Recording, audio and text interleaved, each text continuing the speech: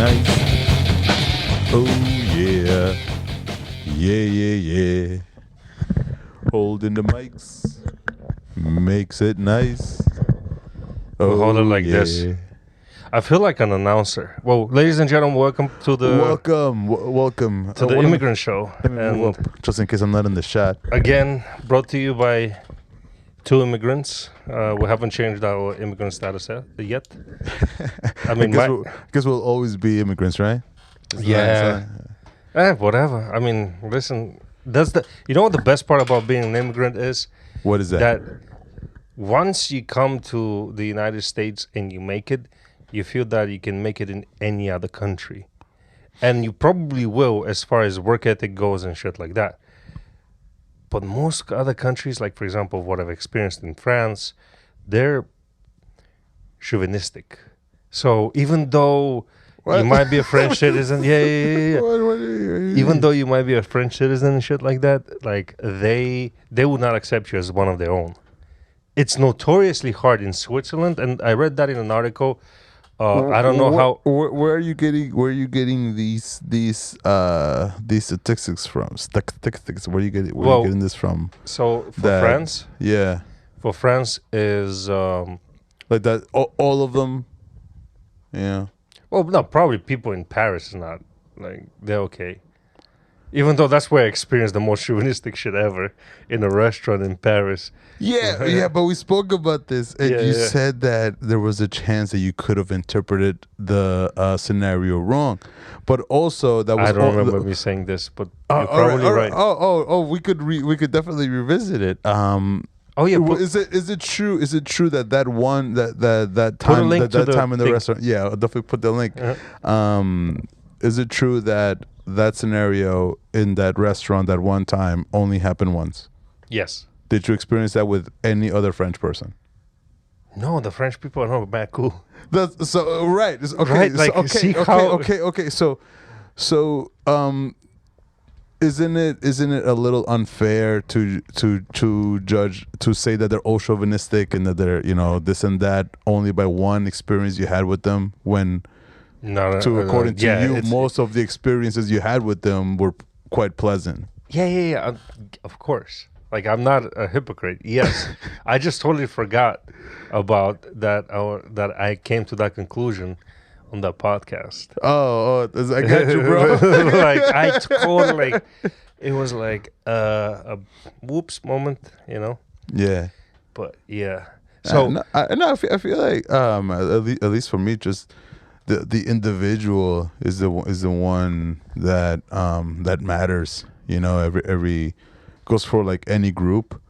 That's a very good way of thinking, because this way you won't fall into group thinking or group mentality. Yeah. Because like once you start generalizing any group of people, it's like, it's just think about when people like think something about you just because of, I don't know, who you are. It's like, dude, that's not even a thought that's crossed my mind or something. You know what I'm saying? It's just treat everybody as an individual and let them tell you their story and go from there.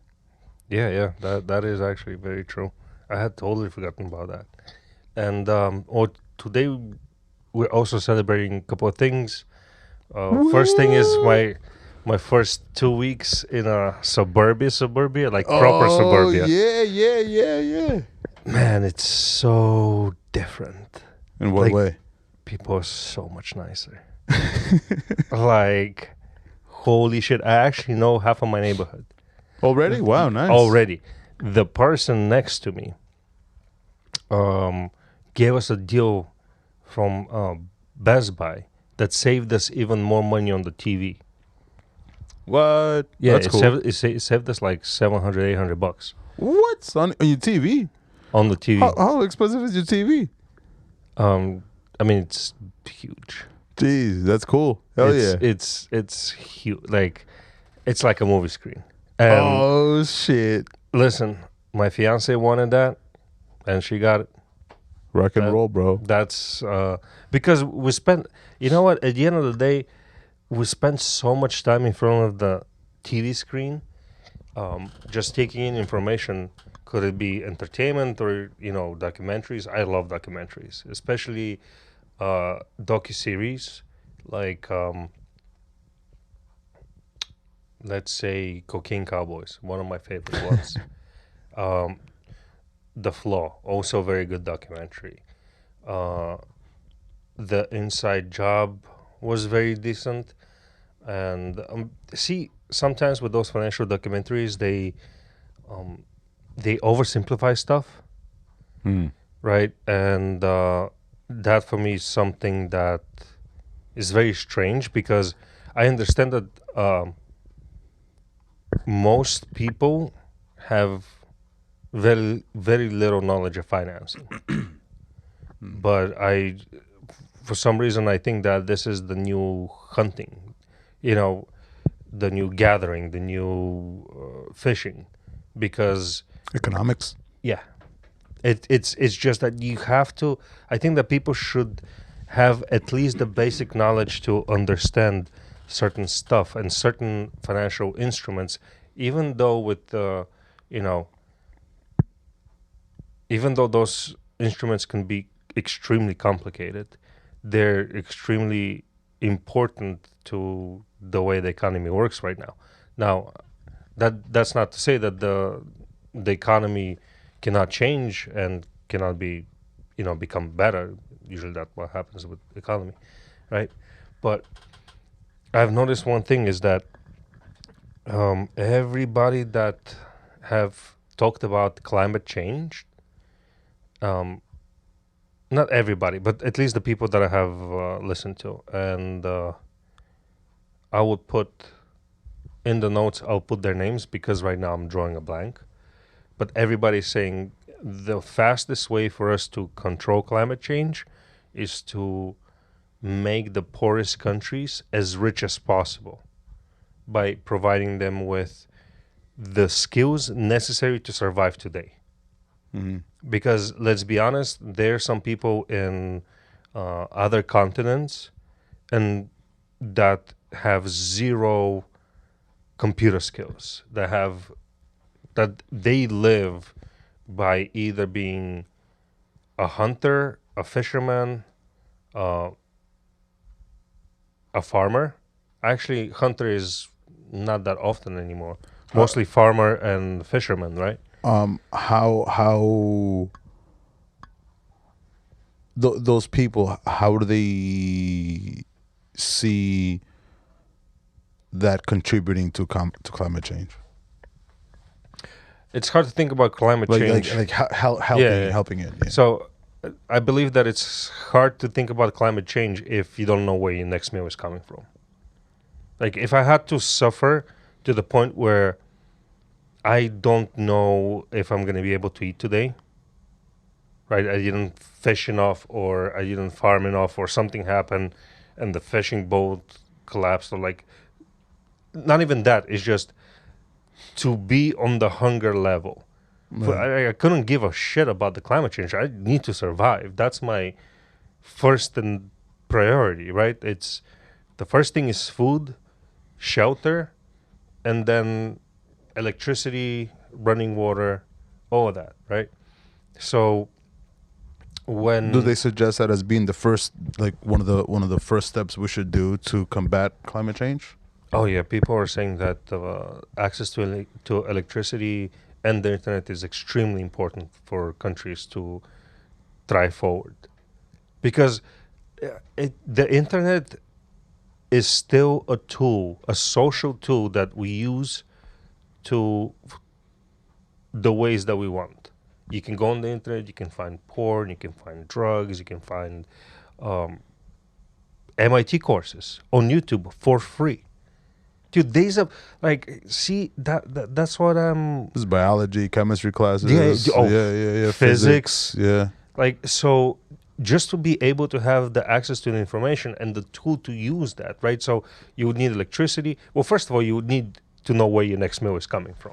Right. That is the most important thing. Yeah. The second most important thing is you need a shelter with electricity and internet connection. If we can provide every person with that, there will be I think there'll be a whole reset of world economy. And I'm not saying that this is an entitlement. I'm saying that it is something that should be explored further in order for us to move forward. To change. Actually, I wanted to use the word change instead of move forward, because change. Yeah, that's interesting. Yeah. Change is more encompassing, right? Like you moving forward, meaning like you're going somewhere with a purpose, like you're moving on to the next thing, right? Versus changes, like you can change your perception, you can change, you can change a lot about the way, especially the way you think, and I think that's more important, because once you're able to. And wow, we're going off on a tangent over here. Not exactly what we wanted to talk about, but actually, these aren't even the topics. It will tie out very well. Once you're able to think about tomorrow and not the now, then you would want things to be better tomorrow. That's, the survival is now. So let's say if we were in a war zone like Ukraine. Dude, we would not know where we're gonna get our next meal from. Right. Unless you stocked up on meal and right. Your first priority becomes not how much gas you're burning, or if you're burning wood to stay warm. Your first priority becomes how am I gonna survive? So everything about tomorrow is gone, because you need to think about today. So this way, you see tomorrow. Yeah. But if you are able to know where your meal is coming from, if you have like meal, how would you execute that? Oh, that is a very interesting thing. Because who's feeding these people, or one of the things that I would do, and this, so economically wise, it might not be feasible, or at least feasible to the scale that I want. I want it to be. But if American companies are, let's say, going to lower cost of labor countries like Costa Rica, like India, Nigeria, South Africa, I mean, there are a plethora of them. It should be a rule, or not a rule, but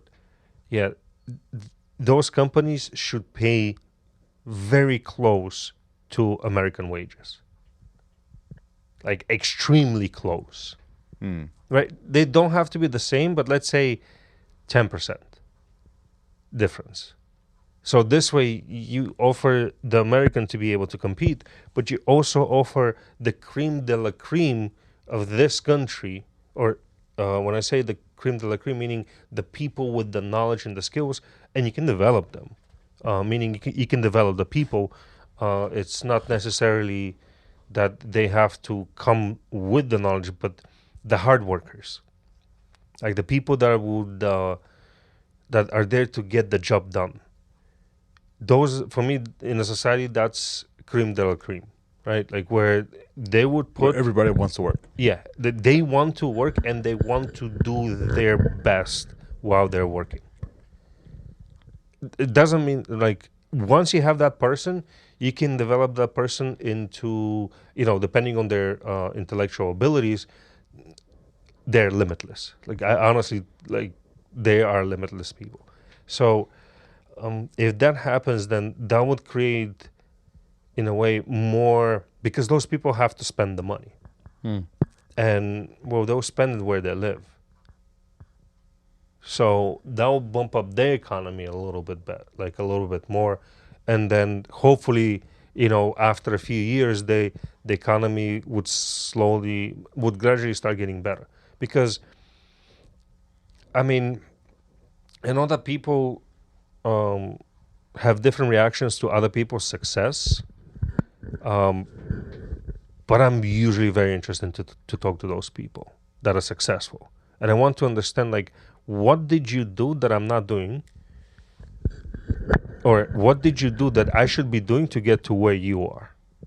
Yeah. Like, be it pick up skills or be it, because yeah. Oh man. Yes. I agree with that 100%. And to like talk to people that are that are successful, especially in the fields that may interest you. Like if you want to look into medicine, talk to a doctor. All these things.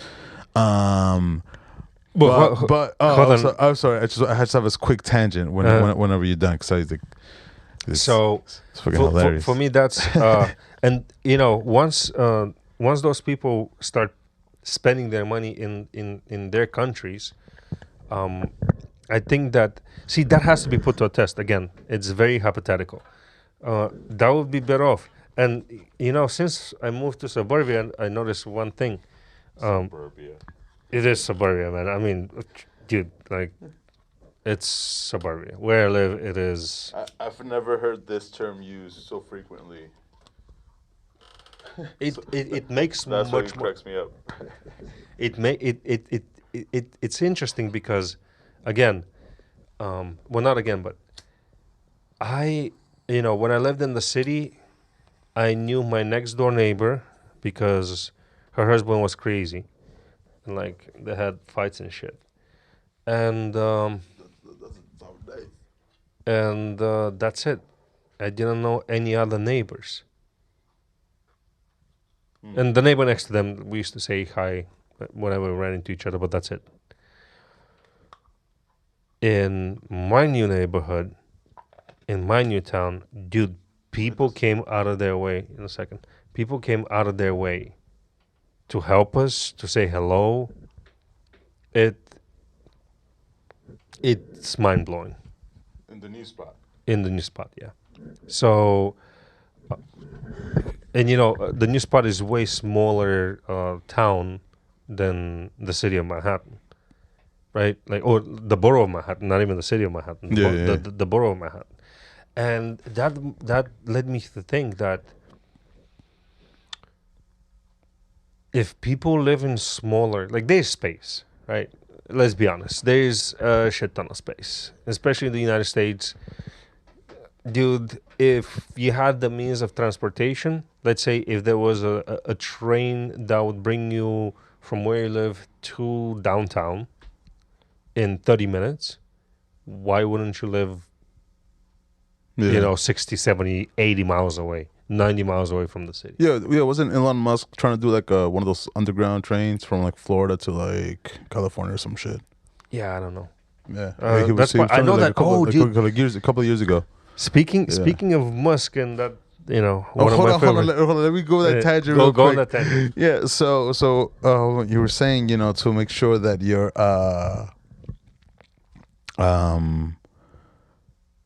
you like talking to people that are successful too, so you got stuff to learn from them. But there's this page that I follow. Like I like following like the like e-commerce, NFT shit, like some like business pages. A lot of times they just start sharing fucking memes or like inspirational shit. It just gets annoying. But I saw this one.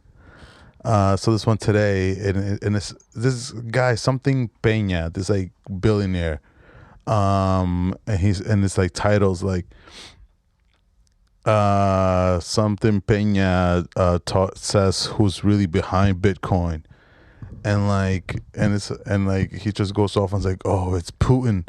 Yes, Putin's behind it. That was Peter Schiff. I know it from Peter Schiff. Oh, well, this is other guy. That old dude, right? Old dude, white hair. Yeah. His beard, always dressed to the T. Yeah. He was on Rogan. He was. Oh, I gotta watch that shit, bro, because he just goes off on a rant, and like. But he's not successful. He's successful. No, hold on. No. So he just goes off, and I'm like, bro, this shit is hilarious. Because like, again, this is a page that supposedly it shows, gives you tips on, on doing business shit and everything. But it's like sharing this video about this person who I guess is successful in another area of business, but now he's talking fucking bananas. He's talking crazy about fucking, some conspiracy shit. It's like, know when to stop listening to somebody. Know when to stop listening to somebody. You know what I'm saying? Like, no, that's like, oh yeah, like, okay, you're really good at math, all right, but you're a terrible cook. You know what I'm saying? Just like know about what they're talking about. Just because they're really good at one thing or they're really smart at one thing, doesn't mean they're fucking geniuses at fucking everything. Oh man, and it was funny because so I go to the page because I click on it and I'm like, yo, let me make sure that I follow this page, and I am following this page. And then I go to see who's following this page. Bro, this page has like 4 million followers or some shit like that. Or it's like 1.4 million followers. But it's like in the millions, the amount of people that follow this page, And I think another person that to me seems to be talking crazy now also is fucking Tulsi. The old like she's like talking kind of bananas shit recently. And like she follows him too. So I'm like, yo, like it's like a page was like it has enough following and it has like legit people following it, and you're sharing this fucking conspiracy as bullshit. Yeah, you know what I'm saying? And I was like, oh dude, this shit is fucking I took a screenshot of it because I also took a screenshot of the comments because the fucking shit was the comments were freaking were like ridiculous. This is my favorite thing about like Autobots, like that they'll have comments that say shit like I changed my life when I started following Jessica Bobard and started giving me economic advice and shit, and just like freaking 5 comments that are like that, like right after it, Oh, Jesus Christ. Yeah, bro, it's really funny. It's really funny just like watching it. It's like, oh shit, look at this shit. Where are you following that? Twitter, Reddit? Instagram, yeah. I think it's like something commerce. It was like, oh man. Oh yeah, dude. no, I cannot. I like to follow them because like they'll share like some stories or they'll have some advice, just like on like super basic levels, but that's what I'm saying. But it comes to like I would say like 50% of the time it's like some actual advice, but like the other half of the time it's just like bullshit. Yeah, it's just like this inspirational shit, like bro, just. Give me the tips. Well, there's so much information out there, especially when it comes to financing. And see, when you're saying, like, give me the tips, I have, as a person, as an accountant, I will tell you, that is a very dangerous mentality. Ooh. That is extremely dangerous mentality because you have to understand what those people are talking about. And the best way to do it is go to established companies that have experience in that. Don't get me wrong, those companies, like financial companies, right? But those people have gotten it wrong a few times, but most of the time it's okay. So let's say you can go to Moody's.com and you can research. They put out publications out there on economic outlook, on financial instruments, they even have cryptocurrency articles about, people still believe that cryptocurrency is risky, and it is. It's extremely risky, but yeah, like some shit got hacked recently. using those sources to paint your picture. Like when a dude gives you tips and it's for free, most of the time I question that enormously. Oh, yeah. No. Like people get paid for like right. People that know how to give tips get paid millions of dollars by a private company. Now there are some people that actually you can follow on YouTube to explain stuff, but what I don't like about that is that a lot of times they'll have, this is for entertainment only, blah blah blah. Like they do not want to accept responsibility, and I have a huge issue with that, because let's say an analyst from Moody's The people that you're talking about? Yeah, like let's say like YouTube guy versus a paid analyst from Moody's or S&P, any other financial institution. They actually take responsibility for what they're saying, in a way, because they put their name out there. They say that this is their expert opinion, right? Now, I just don't understand why that cannot be done on YouTube as well. And I haven't seen it as of yet. Maybe there's somebody out there. If there is, please let us know. But I haven't seen anybody like that where he's like, you know what? I'm a CFA, which is Certified Financial Analyst. And these are my stock picks. This is what I believe is going to happen. This is why I believe is going to happen. But even if you look at... There's nobody like that on YouTube? I'm pretty sure. I'm sure that there's some... Not that I've seen where they don't put the disclaimer that this is for entertainment purposes only. And that is my issue. Is that when you say that it's for entertainment purposes only, in a way you're avoiding accountability if people follow your accountability. Yeah. And again, like that brings... Get it? Because accountability. So... yo, we gotta taste this wine too. Oh, I did already. It's really good. Motherfucker, yo. Tell the folks why we're drinking. With our fancy cups. Yeah, I forgot our cups today.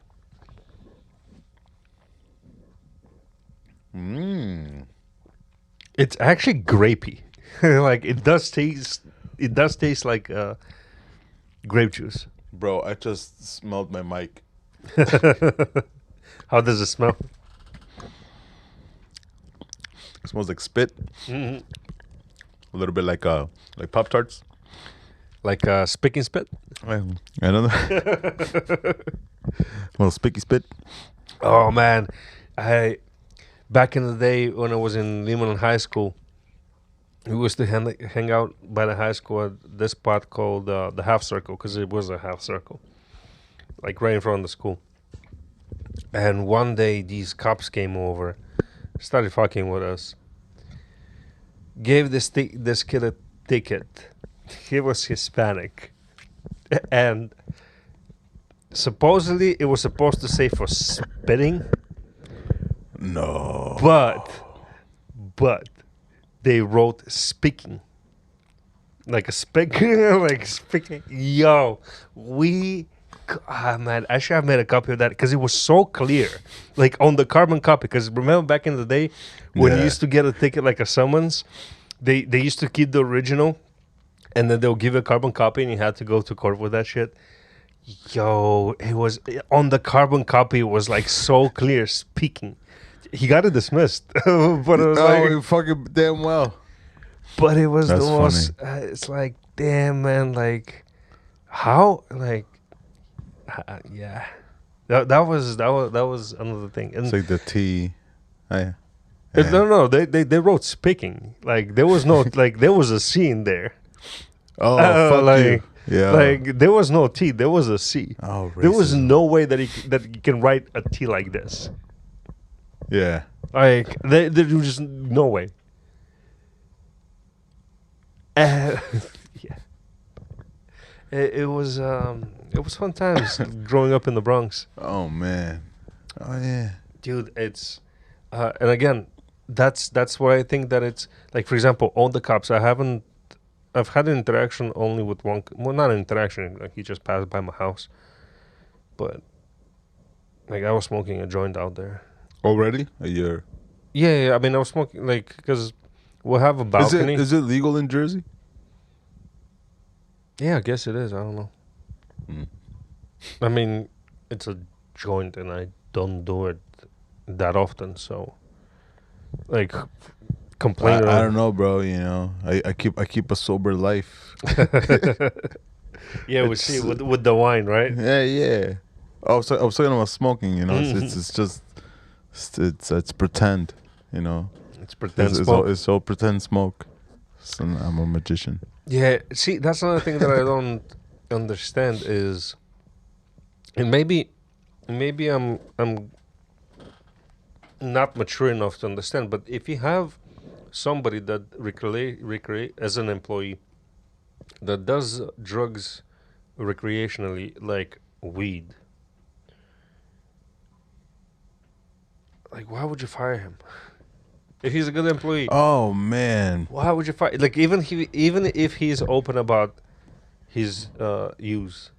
See, for cocaine, for example, like I can kind of understand because there's a chemical problem. I mean, chemical like, but no. or shrooms. No, but like that's the thing about weed and shrooms. I haven't met the person that fucking ODs on shrooms or ODs on weed. It's most potheads at least, like at least for me, you know, like I think what they call a functional pothead, you know, is just I just do it, you know, as long as you don't take you know, take the edge off. What is your edge? And I get to work. I do shit, you know. It's but what's your edge? Like, what does it take off? Oh, it helps me focus. It's a nice chill. Okay. And how does it help you focus? Like, how is the experience different from you doing it sober? Like, let's say you have to do task A, which is, I don't know, but put in 300 data entries.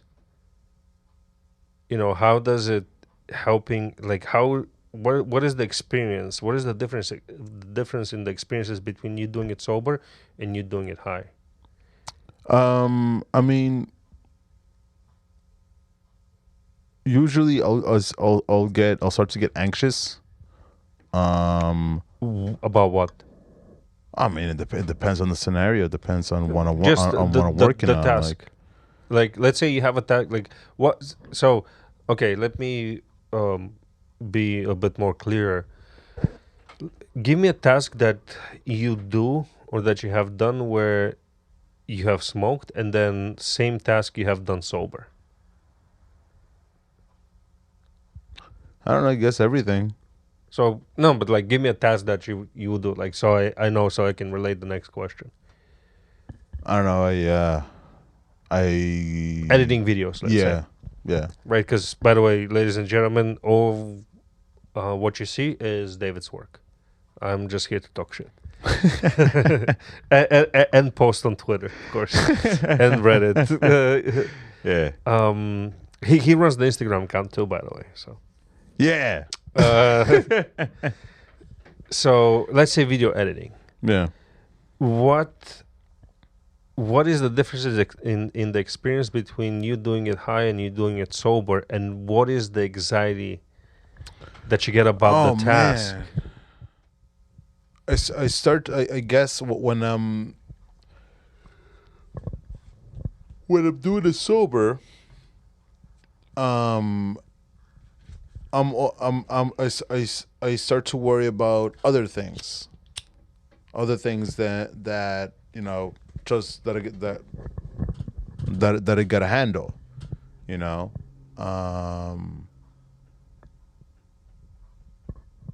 Even as I'm working with the thing. So your mind kind of wanders a little bit. Yeah, but it's not like it wanders into a nice place. It just starts to like, I gotta do this, I gotta do this, I gotta do this, I gotta do this, I gotta do this. It's like, all right. And I like, when I smoke, it's like me telling myself like, yo, calm the fuck down, son. Do this shit. You got it. And then I get to work. Because and then it just go on to another task. For me, I cannot. Smoking and working could be done, but it's not pleasant for me.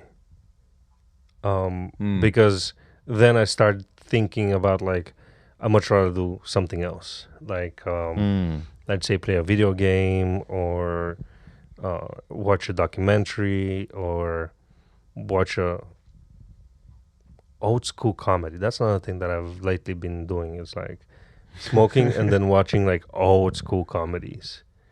Like I think my next one on the list is Blazing Saddles. So like hold on. So you smoking and working, you start to think about the things you want to do. Yeah, that's not working. Yes. Well, when I'm working, and I'm sober, I'm more focused, and I just want that task out of the way. Like it gives me a sense of accomplishment, but also it's like, okay, I did this, I can move on to next one and the next one. And it's like because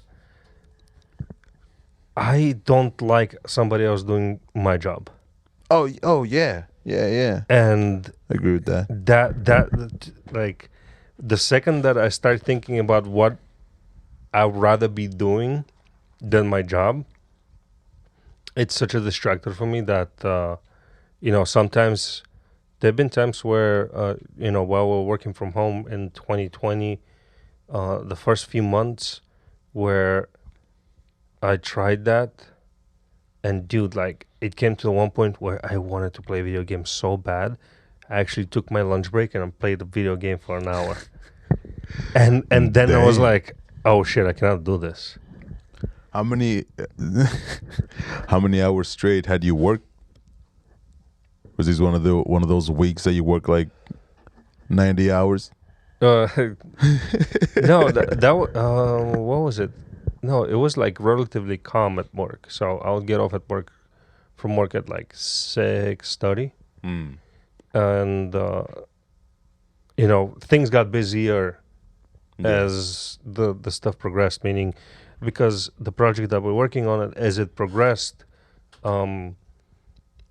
things got a little bit complicated and people were not on the same page. And, by the time we got them on the same page was a little bit of a hassle. So those are very long working hours.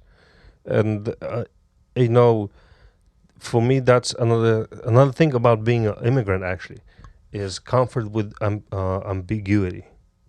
Because there were so many things that we had to fix in a short amount of time that it was just insane. Like, and, we didn't know what was causing it. So one team was working on one thing, trying to figure out what caused it, while the other team is working on fixing it. And then those two teams had to talk to each other and then report to the higher ups and explain and come up with a game plan. And it was like, oh shit! Like I liked it. I liked it, and at the same time, I was like, okay. And what was it about being an immigrant that differentiated other people that weren't? The other people that weren't. Well, that's the thing. Everybody in that team was an immigrant. That was the interesting part. Were they like you and I immigrants, or were they like second, third generation immigrants? No, because those don't count. So like you and I, and then people from India. I mean, I don't see. I count them as immigrants because they work U.S. hours for U.S. company. They come over here to visit, but they live over there. Still, they're very comfortable with exchange of ideas and communicating. And that's like insane, and that's what I noticed. Yeah, that's what I noticed too. That it was in smaller towns, people have the time to communicate. In New York, you don't have that time. That's why they call it the New York Minute. But dude, so I'll give an example. Yeah, I mean, there's just so many more people in the city. I feel like the more people there are, the more you want privacy. So you kind of looking down, until you go to your own box. Yeah, and because of that desire for privacy, I think it's harder to manage the people. Meaning to like communicate with them, communicate your ideas, what you stand about, stuff like that. That's why I think that there's such a divide between political parties now. In those, because if you think about it, right, like you know, people were celebrating the new mayor for about 30 seconds, the new mayor of New York City, and then the latest thing was like, oh, mayor of New York City is partying while his police force is destroying homeless encampments. And for me, that was like, yeah, but like, do you guys know what happened to the people? Like, there was nothing about the people. It was like, oh, they destroyed their tents. I'm like, okay, but did they provide them with some sort of housing? You know, there's nothing to that story from what I read. Besides, oh, mayor partying, NYPD destroying homeless, like tent cities, and not tent cities, but tents, and destroying homeless people's tents, basically. And it was like,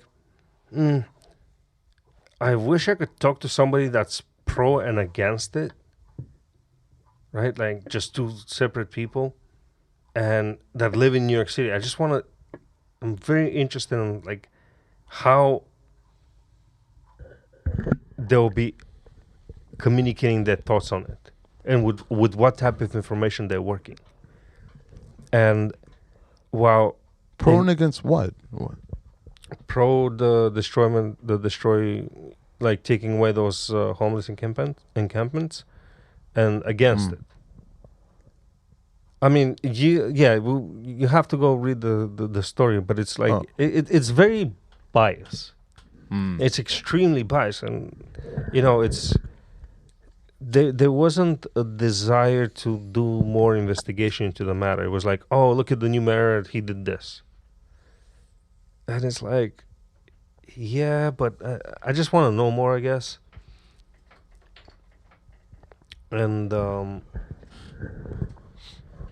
yeah. Well, for a smaller city, right, or for a smaller town, dude, like I was reading through the town website the other day. I can go and schedule a meeting with the mayor. Yeah, that's cool. Yeah, like that's real cool. Go and say hi. Are you gonna? Oh yeah, bro.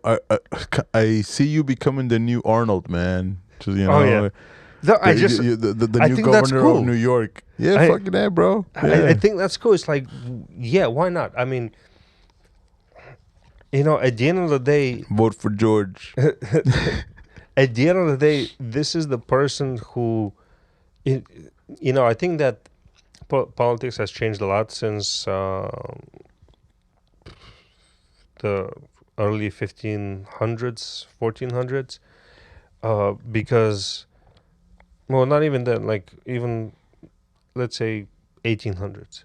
Because now, I mean, it's been, I would say back in the day, journalists, every freaking, back in the day, journalists used to go to the president and go to the candidates and listen to what they had to say. Nowadays, is the president has to do that, the presidential candidates. Like, dude, they have to run ads. It's ridiculous. But at the same time, it's like, you like, do you feel connected to our president? Dude, like, every single president since I came to this country, I have nothing in common with. And the only thing that I'm thankful for is for them not taking away the ability to prove yourself in this country. Even though there's certain, things where they are, what is it called? You need connections, right? In order for, like, let's say, especially unions. Most of the time, for you to get into a union, it's extremely hard. Unless you know somebody that's in it. And especially if that's a relative, ooh, even better. Like, I know people in the plumber union of New York that graduated high school and were within less than a year were in the plumber union, where normally you need 5 years of apprenticeship. What? Damn. And making union money, getting union benefits, getting all that shit. Damn. Like, and that's why, like, that's why it was very interesting for me that I could schedule a meeting with the mayor, go say hi, and I'm gonna listen to what he has to say. I want to listen to what he thinks that the issue is with the city. I want to listen to how he plans on fixing it and what he has done so far. And he's a young dude too, which is quite interesting. Like very young person. That's fucking good. That's good. And like, dude, you cannot do that with the borough president of the Bronx. Why not? And why not? Why can't you do that? I don't know. They're too busy. No, fuck that shit. They want man. privacy. They want privacy. Well, I'm gonna double check this, but you should be able to make an appointment. You know, maybe not everybody gets because the city is much bigger, but like, you gotta meet with one of us at some point. Well, you know, that's what I'm thinking. Like, it will be very good if you can meet at least with your borough president. Not with the mayor of New York City, because that's just insane. Right, it's just unfeasible. But the borough president, I mean, you choose them, you elect them. Why not go meet them? Yeah. And like, not meet them. Yeah, man, these are people that right there. You know? They're not fucking superheroes. We'll have to check. We'll have to check if that we can, people of New York City can do that. Or Yonkers. Yeah. Check with your town too. They're right there. Oh no, I'm pretty sure because mine's a small town también, and that's kind of like what I like. It's like far enough. It's quiet. I love that shit. I've always love that shit. Yeah. It's like it's just. Yeah, I miss being able to go to the store any time of the day. That's like the number one thing. It's like, oh shit, I'm hungry. The corner bodega. Yeah, fuck yeah, bro. That's the best. But I'd rather, I mean, fuck it. If he missed that experience, and I was thinking about it too, because I haven't been to New York in quite a while.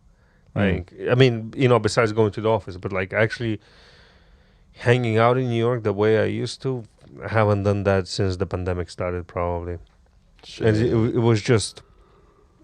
I don't know. During the pandemic, New York changed, and I was very surprised of how it changed too, because the people that stayed, like everybody just like, see ya, and then the people that stayed, those were just probably the dopest ass motherfuckers I've ever met. Like, there were people that did not give a flying fuck, dude. Around my neighborhood, it was right on Fordham Road on 207th, and right before the bridge. There is a beer distributor over there, and there's like a street, and it's pretty secluded, right? Like, there's water on one side, and then industrial buildings on the other. 2:00 in the morning, Saturday, in the midst of pandemic, full of people. What? No masks. Lovely. No masks. And I was like, oh, dude, we were stuck in traffic over there for at least 30 minutes trying to cut through the crowd to go home in my car. Wow. Like, it was, and dude, there was nobody with a mask, and like people partying. Dude, people brought their freaking, club speakers. What? Yeah, and they just blasted it. Man. There's no residential over there, so it was like, dude, people don't give a fuck. No, and then there were other people that were like, stay 25 feet away from me, asshole. Like, it was just so. I mean, I never actually met any of those people during the pandemic. The stay away from me people. No, not even once. But then during the pandemic, No, I mean, like, nobody had to say it. I feel like everybody was just, keep your distance. I mean, I was pretty adamant. It's like, no, stay over there. Yeah.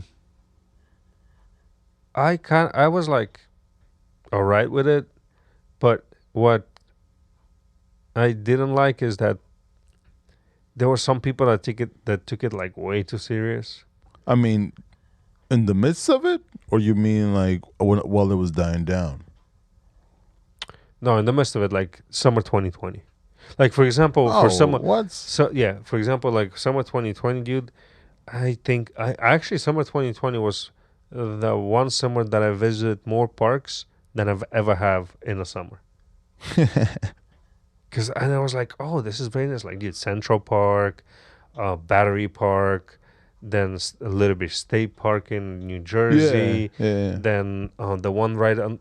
Dude, there's a park right underneath George Washington Bridge. Right. And it's amazing views.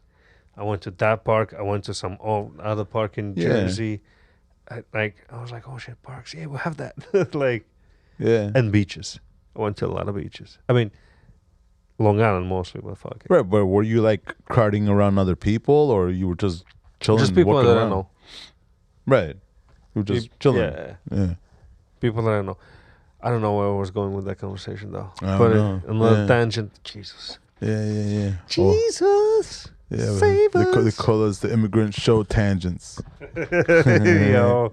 We just tange away, man. Yeah, I mean, we can also slap away like Will Smith, but yo, this motherfucker just went slap a boom. Now, let me ask you this. First of all, I just saw that out of all the ceremonies, I saw that one clip, and that's it. So that tells you how much I give a fuck about the Academy. Yeah, I think so. My favorite meme or comment that I saw was somebody saying like, I just want to thank Will and Chris for reminding me that the Oscars happened.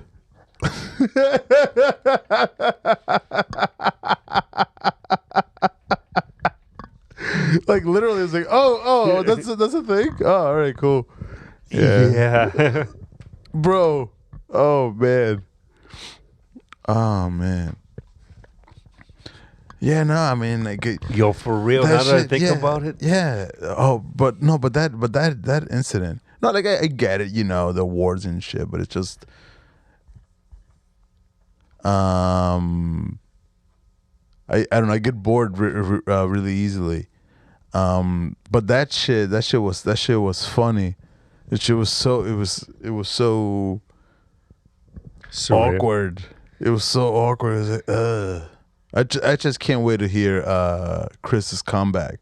Not his comeback, but like his next album, because my dude got material, bro. Chris is a gentleman, but that dude's funny and he's a true comic. I have no doubt he's gonna say some shit. Yeah, bro. Like, it took away everything about the Oscars, and I'm like, okay, it's just a dude slapping another dude for a joke. I tried getting into it. I tried getting more information. Yeah. No, it's just I think what sucks is that there were no repercussions. Like, yo, my dude, you just got mad at a joke and you hit the comedian. I mean, no, I think there are repercussions already. Not personal not lawful for him, but dude, like but like in that now he's gonna be that dude. Yeah. Like in that moment, I feel like if that was a violent act, like, you know, bro, you gotta go. You can't be here no more. You know what I'm saying? And then violent act or a show off act? Because if it was violent, why not? Why are you separating those two? It was a violent first, and then if you wanna add a show off. You know. Yeah. Hey, like. Yeah. No. Yeah, because I'm thinking like, if somebody does that to me, would I consider that violence towards me? And yeah. You even gotta think about it, bro. Let's test this hypothesis out. No, because no. Like, listen. Sometimes in different countries, you grow up differently, man. Over there, it was like, oh man, to slap each other around was part of like friendship. It was very funny because it was like, so you had the guy that knew how to fight just naturally, right? And then he will always beat you and shit. But they would pick it like as a fun. And, there's no hard feelings after that because you don't go 100%. You're just trying to be, well, at least that's what happened in my childhood, right? I don't know about other people. But he was showing off and you were trying to be just more technical than that person, right? No matter, like, I had two very interesting things. Like, one guy, he used to, like, for some reason trying to, like, show off because I wouldn't budge, right? Like, I'll be like, dude, just leave me alone. Like, fuck off, go, like, leave. So him and I used to go to the same English class, but he was to the same English teacher, private school. I mean, not private school, but private lessons for English.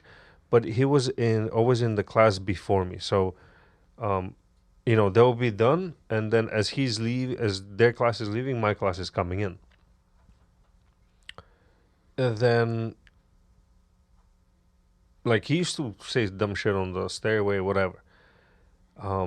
Never fought then. But then when we both got into this math grade, so basically over there, after 4th grade, you can take a math test, and if you pass the test with a certain score, you go into a specialized class where they teach you more math than... So, you have all the other subjects, but then math is taught more heavily and at a faster rate. Ooh. Yeah. So they had that. And him and I took the test, and we were in the same class. That's so cool. Yeah. Yeah. We were in the same class. So we started sitting together. And while we were sitting together, that's when it was our first fight. Because, like, I don't remember exactly what happened. But, like, he came and he smacked me in the back of the neck because he thought that he could fight better than me. And, I mean, because I don't think... I fought twice over there. And it was against one guy that was, like, he just pissed me off, man. Like, and we went hard at it. I forgot what really happened. But all I remember was like, and dude, that's before MMA, before anything. I was like 12 years old in Bulgaria. We didn't know shit. So I don't know what the scrap was about. Yeah. I don't know what the scrap was about, but I was in full mount and my head and like my elbow was on his chin, not on his temple. And we were on the cement and I just went like boom with the elbow, like spun my, and dude, like I realized I was like, oh shit, but then I continued. And then he was like, yo, stop, like that's it. I'm like, and the second he gave up, that's it. Like he didn't come back, he didn't do shit. Yeah, and then just elbowed his fucking forehead. Yeah, but like I know I used, so he was on the side, like he was like this, right? That's so weird to show people. He was laying like this, and my elbow was here, right? And what I did is just used my elbow to push his other tempo into the cement. Like, damn, like, damn, you caused some damage, dude. I realized it, and I was like, no, I don't give a fuck. Like, that's gonna hurt him, and my point was to hurt him. And then the second time was, I don't remember that at all, actually. So that was the second time. I don't remember it. And then the third time was with that dude. And I'm sitting on the desk, right? Because it was 2 people desks all the time. Yeah. So he usually sits here. I sit in the inside. There's the wall over here. He came. He said something. I said something. And he smacked me in the back of the head. And I was like, dude, stop doing that. I'm going to fuck you up. And he was like, blah, blah, blah, something. And he did it again. And I was like, this is your last warning. I'm going to fuck you up. He continues and he slaps me a third time. Dude, I just spun around, right? But the chairs don't spin over there. So I got up and I was like, what did I tell you? And I grabbed him and the desk is here. It's like heavy desk. I don't know how I moved him. He turned over the desk. Over the desk. Like, so now the desk is laying. Watch your cup. Now, this is the desk. Now the desk is laying like this. Oh, and he's here.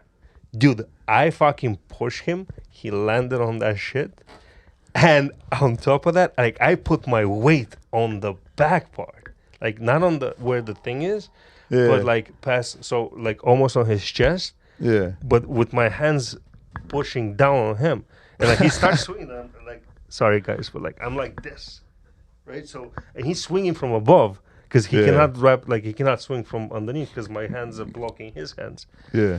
That was the only fight.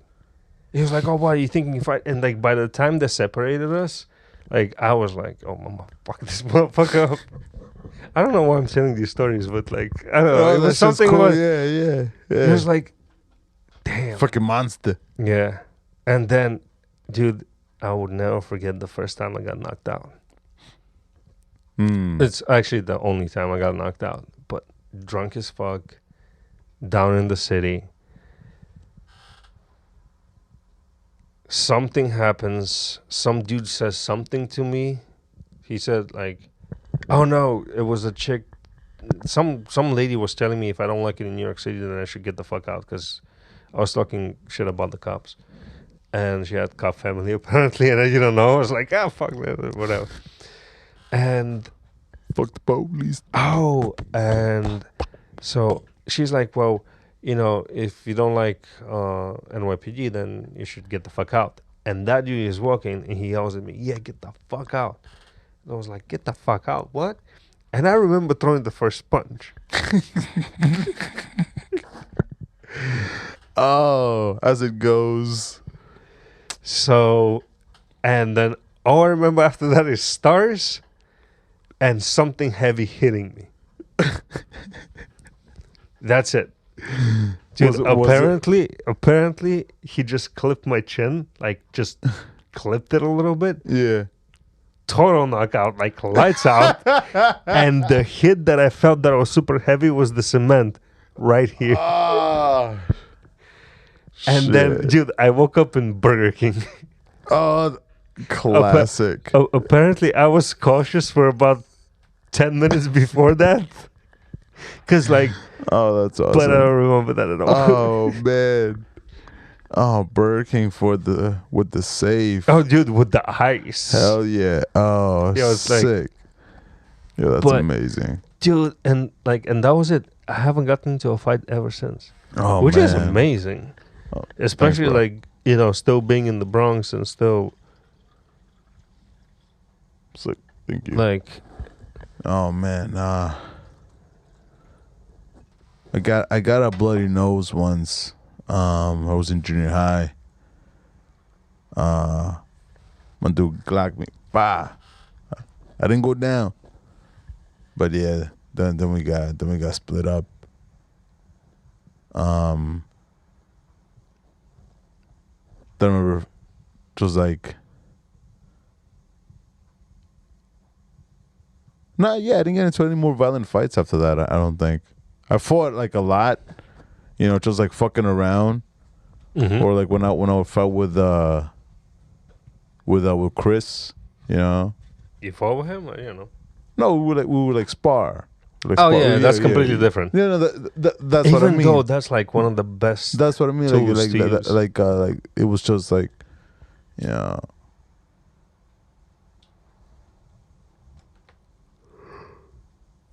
It wasn't. I had a fight, you know. Oh, no, you're sparring. No, the last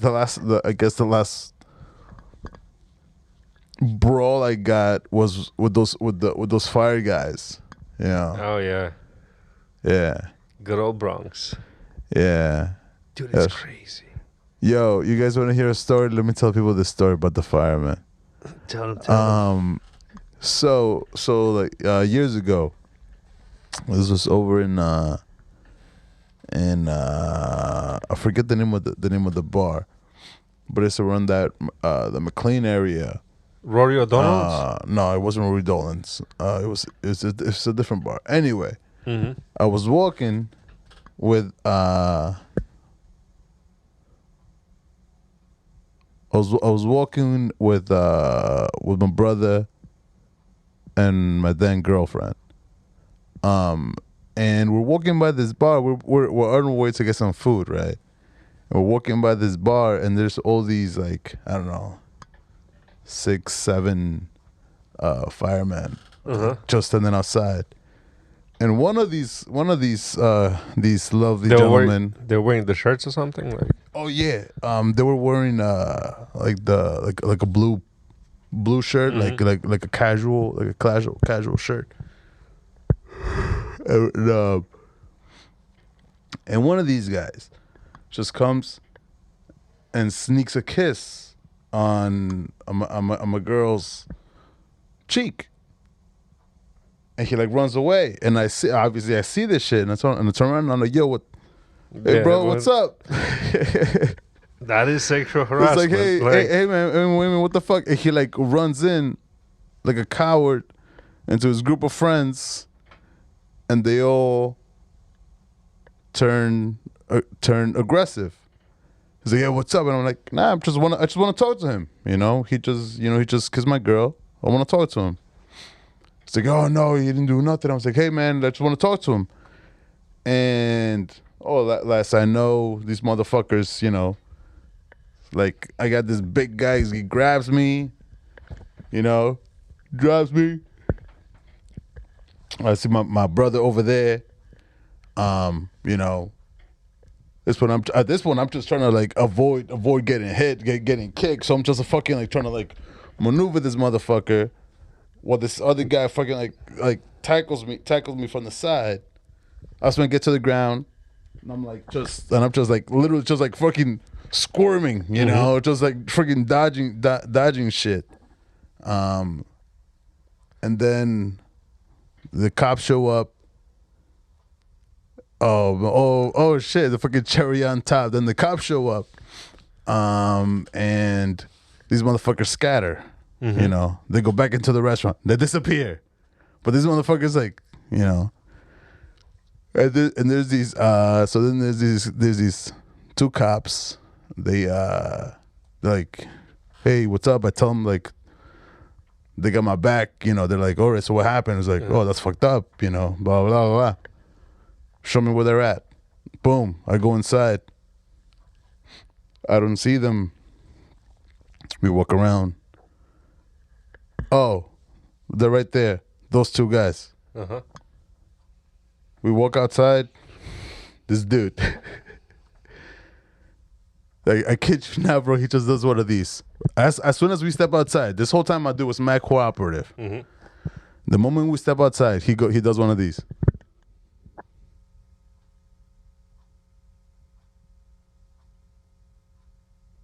Like, May's eye contact with me, looks away. And I'm like, all right, so... what are we going to do here? So, what's happening? And he's like, what are you talking about? I'm like, I just pointed them out to you. Why aren't we doing anything? So he's like, I didn't see anything. Did you see anything? Points at his partner. I'm like, oh. Damn. I'm like, bro, what the fuck? He's right there. Then I'm like, yo, so like blah blah, what happened? And then as I start to get irritated, these motherfuckers start circling us. So now it's me and my brother, and we're like being surrounded by, I don't know, 8 cops. So somehow, so then like, I'm like, all right, I just look at my brother and like, let's get the fuck out of here. Like, I'm not fucking with this shit. We went from chilling out, let's go get some food, I remember this shit, to getting harassed by firemen, got fucking tackled, then freaking cops showed up, and then nothing. Got nothing done, almost threatened to getting arrested.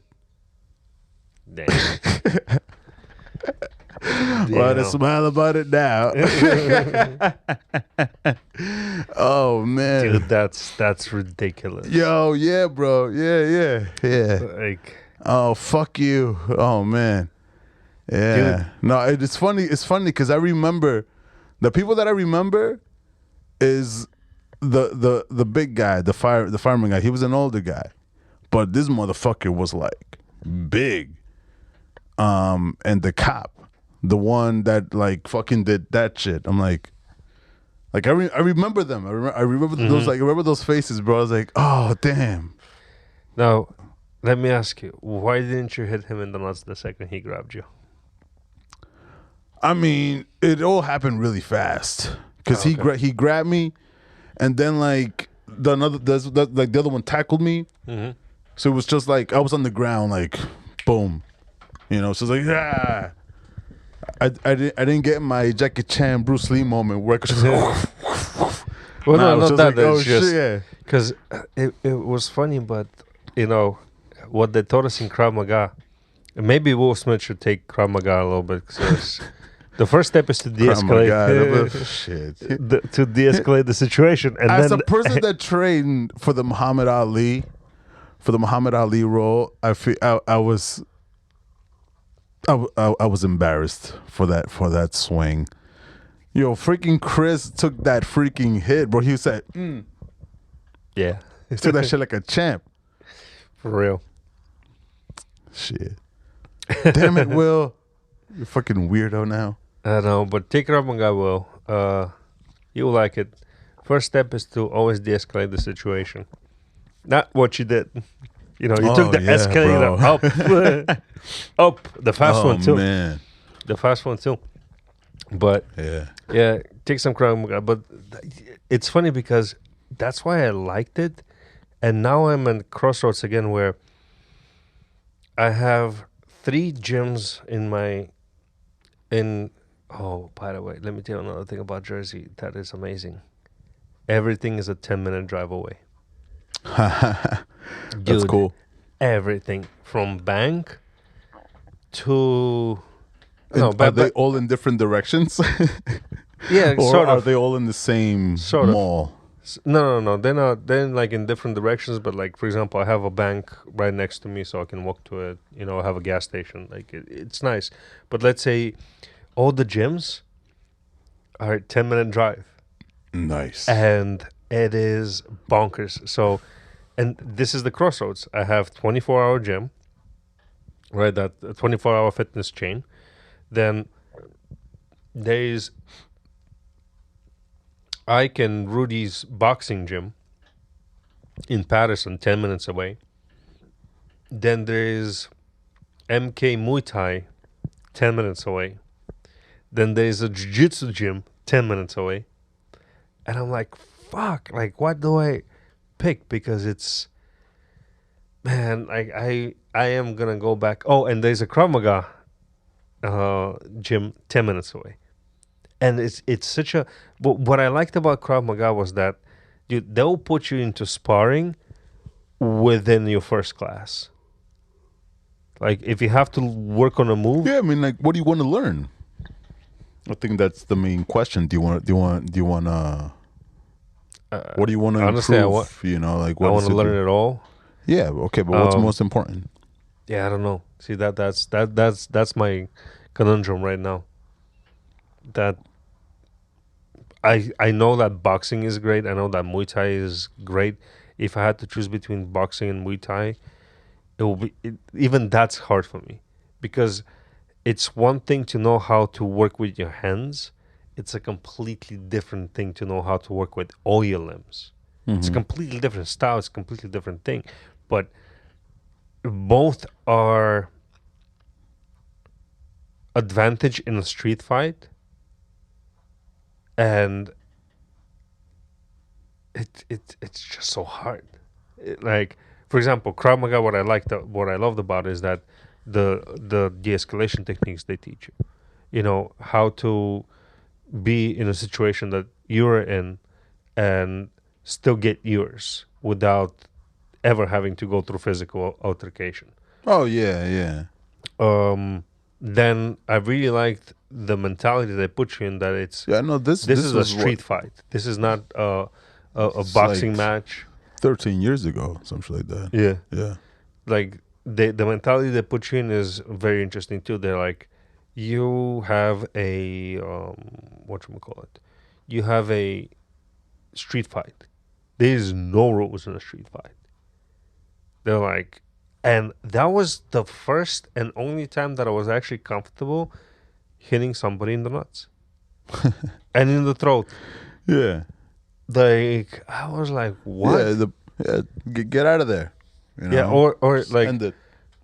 For example, there was one thing that it was very interesting. It was very jiu-jitsu. Basically, it was setting up guard, but instead of you taking the person in, you were supposed to push the person out to the point where they cannot hit you with their hands. So the way it started is that you're on the ground on your back, and somebody's lunging at you, and you put your hand your shin like a seat belt across their chest. And with that, you control the distance that they could. And I'm like, it's a funny stance. Yeah, it is. It's like super hard too sometimes. Yeah. And I'm like, holy shit, like this is really cool. But you cannot really compete in it. There's like no Krav Maga competitions that at least I know. Would you like to compete? Yeah, I think at one point, I would like to test my skills against somebody with similar skills, because and see that's my struggle, because I can do that with boxing. So there you go. So then you can't do Krav Maga because you can't compete. So then you eliminate one. So now it's between jiu-jitsu, Muay Thai, or boxing. Yep. And do you want to learn how to roll? Do you want to? I mean, being on the ground is very important to know how to fight from the ground. Exactly. I think knowing how to throw like punches or kicks. Yeah. But I feel like you've had at least some form of understanding about those things. Have you trained or taken any courses on on all of them? On ground jiu-jitsu? Yeah, I took some courses in grappling. I took some courses in Muay Thai, and I took some courses in boxing, and I loved all of them. There was not. I would suggest do the jiu-jitsu. Why? Oh, just groundwork is very important. That is true. It's like most fights end up in the ground, as long as you don't get clogged. But and that does it like most. See, it depending how many people you're fighting, because but also that's another thing you want to keep in mind. It's like how often are you getting into fights? Exactly. It's like, think about it about a thing that you just want to do for yourself. You want to do recreationally. That may, I don't know, maybe you build stronger in some sense. You want to get fit or some shit like that. Like, just think about it in that sense. Shit, then it's definitely stop trying to fight the mob. Yeah. Then it's definitely between an MMA gym or boxing. Yeah, it has to be an MMA gym. Also, there's also some gyms they offer, like the one that I'm at right now. That I haven't done it yet, just because I haven't had the opportunity to take advantage for it. But some of them, for a price, they'll sell the key. So even if they're not like a 24-hour gym, they could. Oh yeah. If you pay like, I don't know, like X amount of money, you could get a key, and then you could go in whenever the fuck you want. Oh, that's interesting. Yeah. Yeah, because I am definitely I think it's gonna be MMA or boxing then, because in boxing, if I'm gonna start boxing, my plan is to go to the silver gloves, right? Silver gloves are or was it silver gloves? Maybe I'm mistaking the name, but it's the golden gloves for people 35 and over. Oh, yeah, and. Like, I would like to do that. Yo, fuck yeah, bro. Versus, I don't know how. I have to do some more research on MMA if there's any competitions that are fully amateur and you know, you can compete. Georgie, fucking go for it, bro. Hell yeah. What is it? Ike and Rudy's gym. Yeah, man. Let's see. Fucking what's your boy's name? Tyson Fury. Yeah, he's fighting. By the way, another fight that Will Smith might want to watch. You know what? Definitely watch. No. Will Smith, yo, my dude. He needs to just go meditate somewhere and just turn the camera off and just live your own private life. I forgot who said it. But private life, bro. But we all know who he wanted to smack. Bro, my dude just needs to turn this TV off. Turn the cameras off. Just live his life.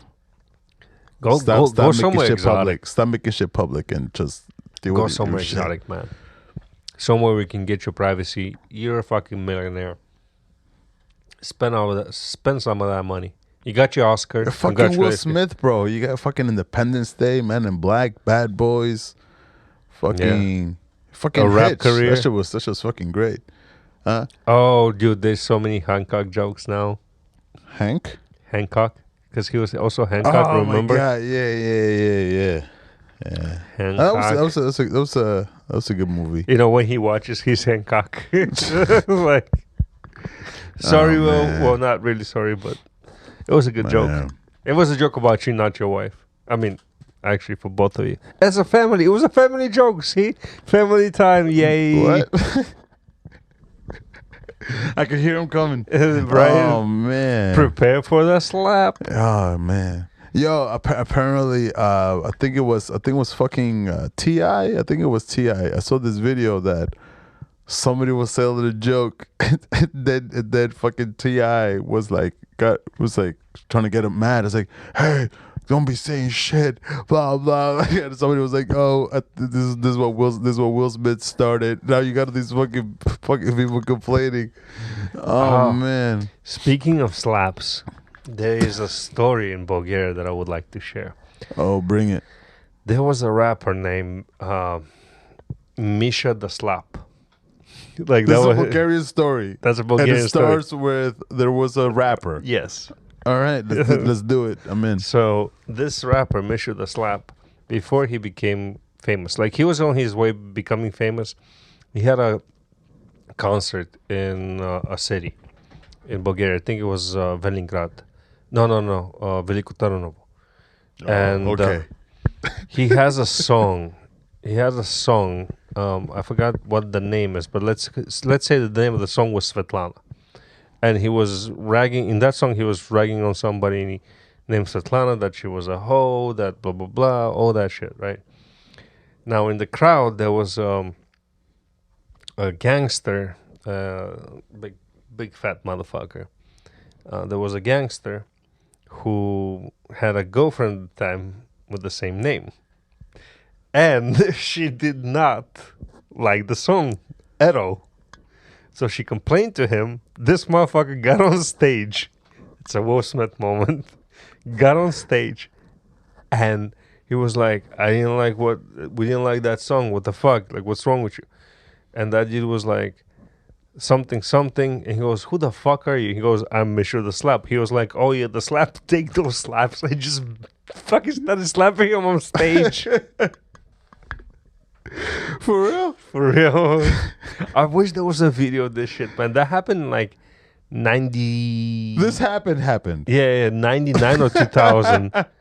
Like, dude, it was bonkers. Like, he was in Bulgarian comedians' mouths for like a year. I have to find some skits from that shit. Like, oh man, total smooth moment, man. Yeah. Oh man. Keep my girlfriend's name out your songs. Dude, see that's dude, that's why like if I was Chris Rock at that moment, he slaps me. And then he goes back and says, keep my wife's name out your mouth, blah blah blah. I would be like, all right, I'm gonna keep her name out my mouth, but her pussy can be in my mouth, right?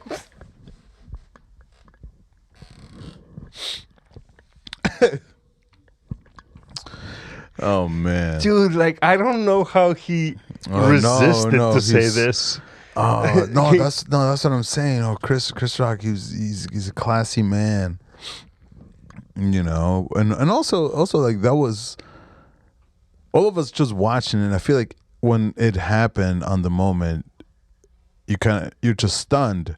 Now at the fact that you're on stage and this just happened, you're just in shock. If anything, you know what I'm saying. You're not like analyzing. It's like, oh, you know what, I'm gonna go in. But just like, no, I think at one point you can see in his face that he wanted to go in. Yeah, he kept this cool. Yeah, when he says that I could have, it just keeps going. It's like, nah. That's what I'm saying. It's like I want to hear his next his new jokes. His new jokes, man. Because dude, that's gonna be Chris Rock is a fucking G, bro. He's a great ass comedian, man. He's like fucking Chris Rock, bro. Slaps. Yo. Let me so as far as comedy goes, your favorite comedians that you watch or that you'll never get tired of watching? Right now, definitely Bill Burr. Were you the one who told me that Bill Burr? Oh yeah, I think it was on the last podcast that we said that Bill Burr was like Carlin but more raw. Yeah. He's just much angrier. I would say comedians: Bill Burr.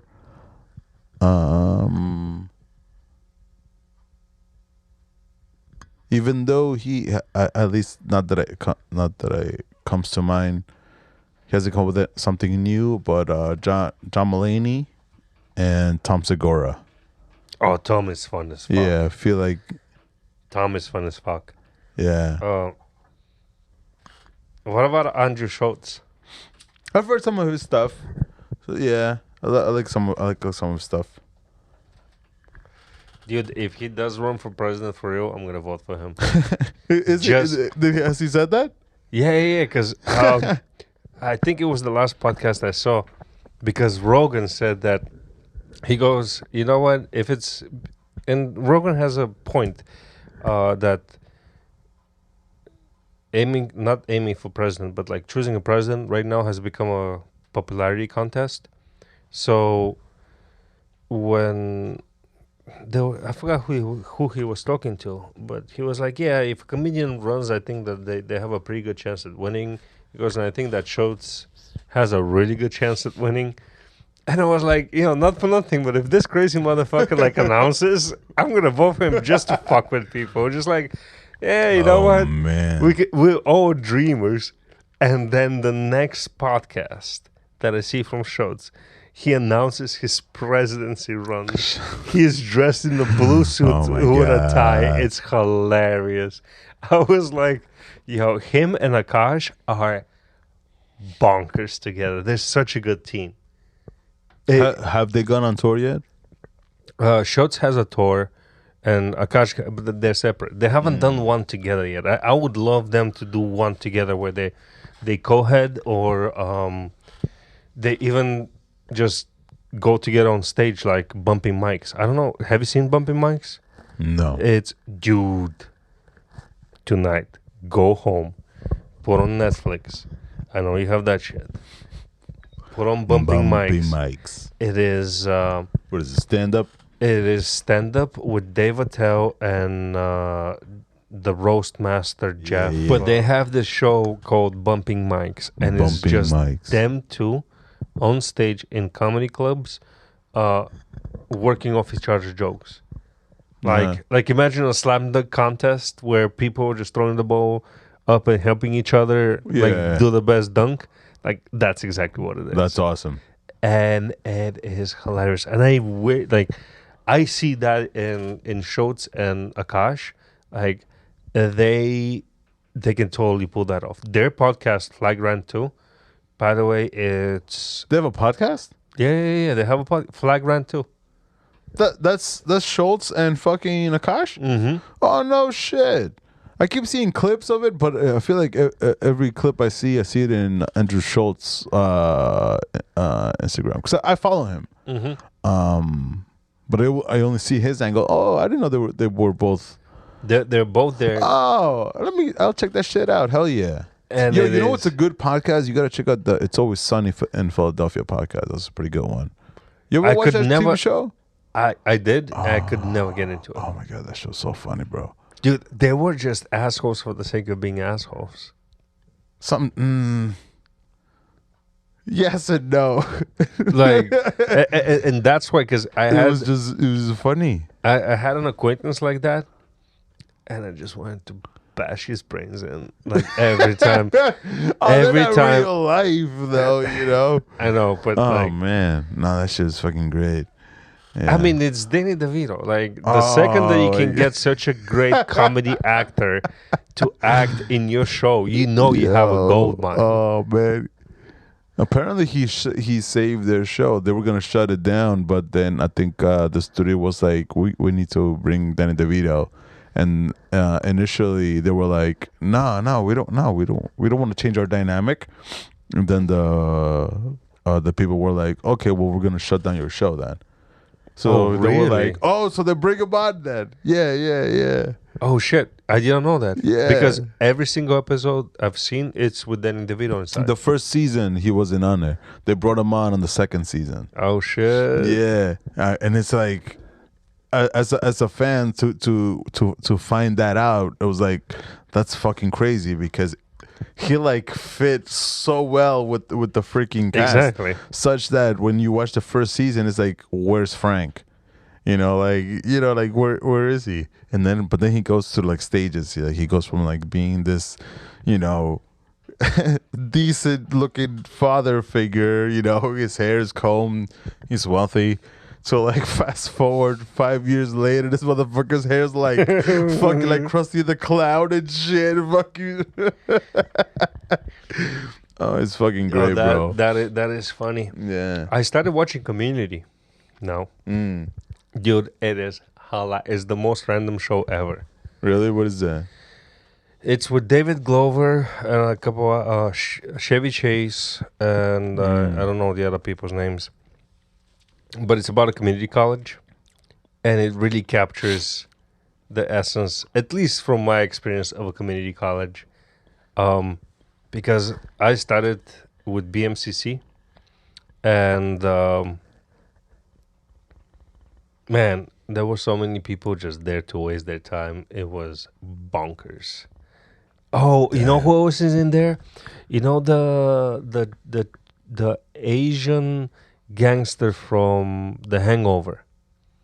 He's their Spanish teacher. Oh, that's from the meme. We used like sitting with the Mexican hat. Yeah, he's Senor Chen. That's his name. I gotta see that, dude, and he is crazy. I gotta see that. It is funny as fuck. It's the most really random. And then there's an Indian dude in there too. Yeah. His name is I forgot. Punti, I think, plays. I forgot the name of the actor that plays him, but he does such a good job doing it that he's the typical immigrant. Like, oh no, I'm doing this because you're my friend. Like, and that's it. That's all he needed to know. Like, that you're his friend, and you needed something, he will do it. Like, no questions asked.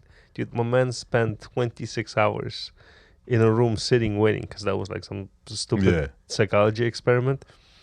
And the girl goes, you said 26 hours in a chair in a room, and this and that. And he goes, well, yeah, you asked me to. I'm your friend. Like, there was not even question about anything. I was like, yeah, I will do that for like. And I was like, oh shit.